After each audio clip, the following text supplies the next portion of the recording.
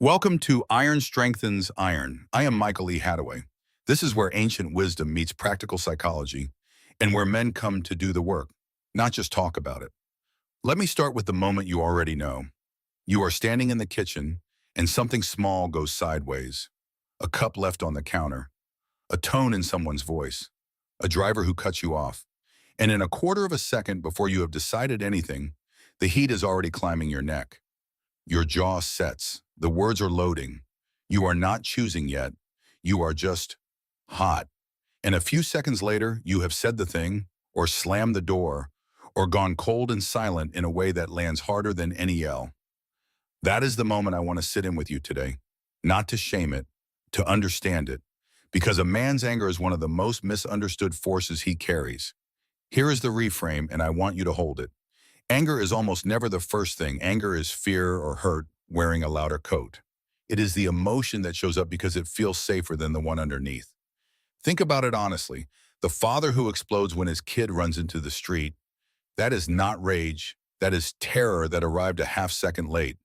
The husband who snaps when his wife says money is tight, underneath that is shame. The fear that he is not providing, that he is failing. The man who goes off when a friend forgets to call, that is hurt. The quiet ache of not feeling like he matters. Anger is loud because the thing under it is tender.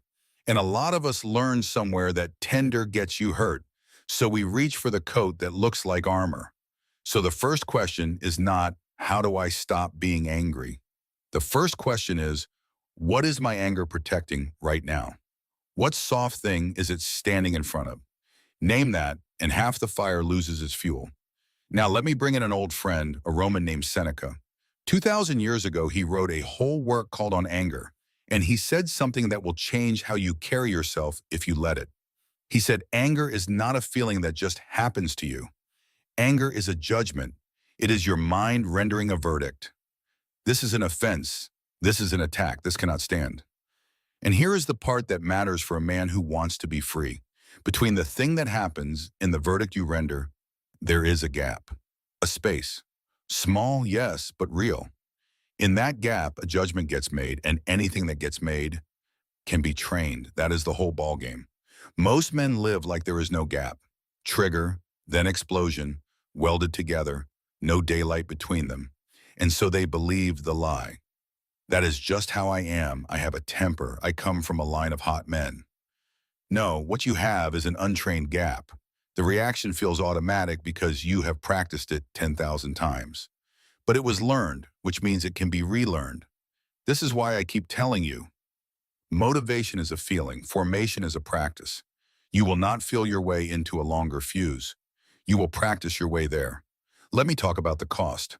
Because a man will not change what he has not honestly priced. When you let the outburst rip, you tell yourself it cleared the air. It did not. Every uncontrolled blowup withdraws from three accounts. It withdraws trust. The people around you start managing you, walking on eggshells, editing what they say so they do not set you off. It withdraws respect. And here is the hard truth. Fear is not respect. Fear is the cheap counterfeit of it. And the people you scare do not admire you. They wait you out. And the third account is the one nobody talks about. It withdraws your own self-respect because you know. You lie in bed that night and you replay it, and you know that the small thing did not deserve the big thing, and you feel that quiet erosion of the man you meant to be. That is the real bill, not the broken silence at dinner, the slow leak in how you see yourself. So let me trace this back to the root, the way I always do with you. This is not just a behavior problem. It runs through three layers. It runs through your identity, the story you tell about what kind of man you are. It runs through your values, what you have decided you are owed, and what counts as disrespect. And it runs through your nervous system, a body that learned somewhere along the way that going to threat fast kept you safe. Maybe it did once. Maybe you grew up somewhere where the man who reacted first stayed on top. That was survival. But survival wiring in a safe room becomes a wrecking ball. You are not broken. You are running old software in a life that no longer needs it. Here is where this ties to the alive code, to the pillar I call liberation. Liberation is not doing whatever you feel like. That is slavery with better marketing, a man dragged around by every urge that flares up. Real liberation is mastering the gap between the urge and the action, between the impulse and the response. The free man is not the one who has no anger. He is the one who feels the anger rise, sees it for what it is, and still gets to choose. That gap is the seat of your freedom. Every other liberty you have depends on it. So how do you train the gap? Let me give you the reappraisal first, then one dead simple practice you can start today. The reappraisal is a sentence I want you to burn in. When the heat rises, you tell yourself, this is information, not a verdict. The anger is telling you something matters. Something you value just got bumped. That is useful. That is data. But it is not a court ruling on the other person, and it is not a command you are required to obey. It is a check engine light. You do not put your fist through the dashboard because the light came on. You read it. Anger says, something here matters to me. Good. Now you get to decide what to do about it from a place of choice instead of reflex. Now the practice. One thing. I call it the 6-second name. When you feel the heat start to climb, before you say a single word, you take 6 seconds and you silently name what is actually underneath. Not the anger, what is underfoot. 6 slow seconds, and inside your head you say, I am not angry, I am scared. Or, I am not angry, I am hurt. Or, I am not angry, I am embarrassed. I feel small right now. 6 seconds. Name the real thing. That is it. It sounds too simple to work. And that is exactly why it works, because it is repeatable when your blood is up and your reasoning brain has gone offline. 6 seconds is long enough to let the first surge crest and start to fall, and naming the true emotion pulls you out of the reflex and back into the driver's seat. This is what I mean by catch and redirect. You catch the surge before it becomes speech, and you redirect the energy into one honest sentence instead of an explosion. 6 seconds, name it, then respond. Do it every single time, and you are not white-knuckling your temper. You are training the gap. And listen to me on this next part, because it matters as much as any of it. You are going to slip. You are going to blow it. Someday the 6 seconds will not happen, and the words will get out, and you will watch someone's face fall.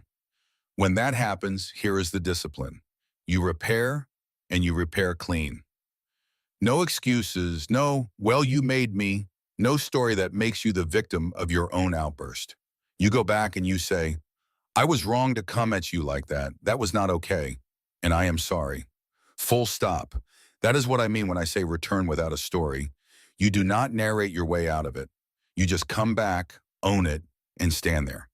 A clean repair rebuilds the trust the outburst spent, and it teaches everyone watching, including your own kids, that a strong man is not a man who never falls. He is a man who comes back right. So let me paint the end state, because I do not want you chasing perfection. The goal is not a man who never feels anger. That man does not exist, and if he did, he would be half alive. The goal is a posture, a man who feels the heat rise, takes his 6 seconds, names the fear or the hurt underneath, reads the anger as information instead of a verdict, and chooses his response like a free man. And when he misses, he returns without a story and repairs clean. That is not a mood. That is a practice. And a practice is available to you on your worst day. If today landed on something in you, I want to point you somewhere. Go to door.ironstrengthens.in and take the free Brotherhood Readiness Assessment. No pitch, just an honest look at where you are and whether stepping through that door is your next move. Here is your action step. For the next 7 days, run the 6-second name every time you feel the heat rise. Just that. Catch it, name what is underneath, then respond. And here is your reflection question to sit with. The last time you blew up, what soft thing was your anger really standing in front of? Until next time, stand firm, think clearly, and stay engaged.